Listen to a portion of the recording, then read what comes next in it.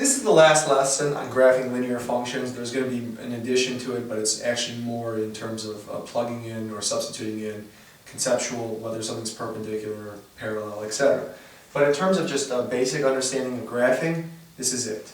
And this is a lesson that's often neglected, and it confuses students. I know this because when I sit there in my college algebra class trying to teach it, students don't necessarily understand it as well. They get confused, they get flustered. If I show students this problem, at this point they can probably do it. Y equals x plus 2. Okay, the y-intercept is 2, the slope is 1 over 1. They look at this and they say, I don't get this. You know what the difference is between both of these? Nothing. That's it. This says that it's a function and that it's equal to x plus 2. This says graph y equals x plus 2. They're both the exact same graph, but all that this one says is it's a function. This is a function too, but it doesn't explicitly say it's a function. It doesn't like write it out, hey, look at me, I'm a function. No, just graph me, see what you get. This one says, I'm a function, hear me roar. Roar. What I tell my students is this. When you see f of x, or g of x, or z of x, or h of x, just make the f of x a y. It's the same exact thing. Equals x plus 2. This would actually be a great time to talk about what a function is again, and how to identify a function. Now we're not going to do so with tables, but as long as you don't see the same x value repeating at all, not y value, as long as you don't see the same x value repeating, you're fine. Then it's a function. If you want to look at it from a visual perspective, which is great, here's a better way of looking at it.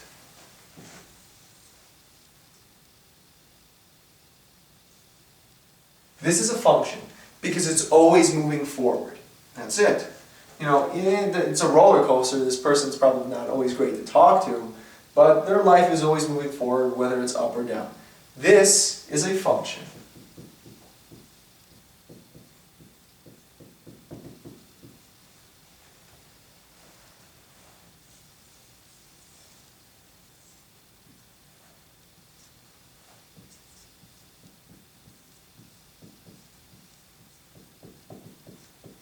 This is not a function because although it's also a roller coaster, it's repeating in certain spots for the x value. I want to try this again. Well, I failed with this, so I want to try that again. This person hasn't really made up their mind. This person's life, not necessarily the greatest in the world. There's ups and downs, like everybody's life. It can be a roller coaster from time to time, but at least they keep moving forward. This person just sits there and reminisces over and over about how great things were, goes back to them, doesn't realize how great they were, then keeps going and moves back and forth, back and forth. They're going in circles. They're not really going anywhere. It doesn't have to be this extreme either. This is also not a function. Even that little mistake right there, it doesn't pass the vertical line test, it touches 2 points right there, it's going back to see what it did. Just keep moving forward. Try progressing. With a function, that is. You do what you were going to do anyways. But that's an example of not a function, not a function.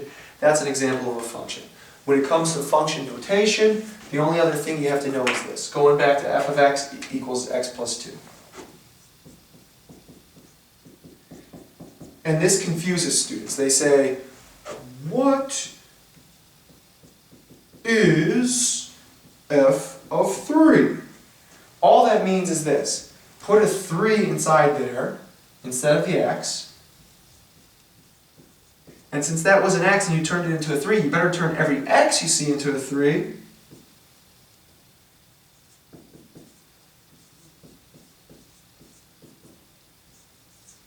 But I told you that this is the same thing. Well, that's pretty much it. So in this case, x is 3 because that's what you substituted in. And the value that it's equal to is your y. That's why I say y f of x is the same thing. So that's really all it means. If you want another quick example, which I think is appropriate, I'll go ahead and do that.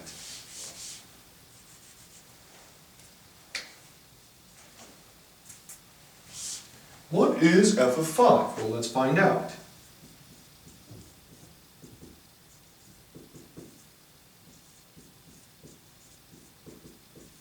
So the x value I plugged in was 5. y value it's equal to is 7. Hence, they're basically the same thing. Well, that's a layman's way of doing it. When I used to do this, I did the same thing. The teacher would give me this, I just changed it to this because it made me feel like I could approach a problem. When I saw this, I got flustered. After a certain point though, I didn't because I teach math for a living. With that said, that's pretty much a pretty decent basic introduction to graphing linear equations. You can always expand on it on your own, practice more problems of course, and learn to get better. But in terms of what you cover, you've pretty much done the jackpot. Just make sure you supplement with homework, reviews, etc. that your teacher gives you. On that, have a great day. Goodbye.